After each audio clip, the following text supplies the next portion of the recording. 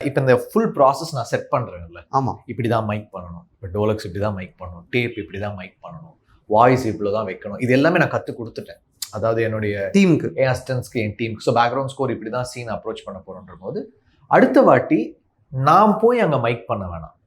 நான் இங்கேருந்து பார்ப்பேன், ஜோ மைக் பண்ணுவார், இல்லை ஸ்ரீஹரி மைக் பண்ணுவார், இல்லை ரகுநந்தன் மைக் பண்ணுவார். நான் சொன்னேன் கொஞ்சம் கிட்ட வச்சுக்கோங்க, ஓகே.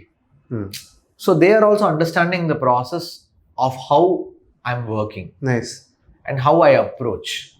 ஸோ இப்படி போக போக போக ஒரு 100 படத்தில் ஆப்வியஸாக இப்போ நான் ஸ்கோர் கொடுக்குறேன்னா, ஓகே நான் இன்னைக்கு சொல்கிறேன், நான் நோட்ஸ் கொடுப்பேன், ஜோசன் வருவார், ரீல் போகும், ஓகே அஜி சார் என்ட்ரிடா, ஓகே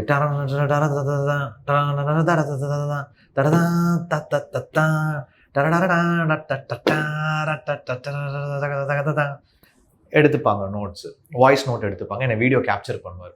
ஓகே இது ட்ரம்பட்டில் வேணும், இங்கே கீழே எனக்கு டப் ஸ்டெப் வேணும், இங்கே வந்து எனக்கு டேப் வேணும், இங்கே அவர் ஓகே இங்கே வாக் பண்ணிட்டு போகிறாரு, அங்கே ஸ்டாப்பு, அங்கேருந்து சேஞ்ச் ஓவர் இங்கேருந்து பேஸ், அப்படி நோட்ஸ் கொடுத்துருவேன் நான். You will understand. ஓகே. இப்போ நான் போய் அதை வாசிக்கணும், நான் போய் அதை கூட இருந்து நான் ஒரு பாராக பார்க்கணும்னு அவசியம் இல்லை. அவர் எனக்கு மானிட்டர் பண்ணிடுவார். I have a team who will monitor பண்ணி.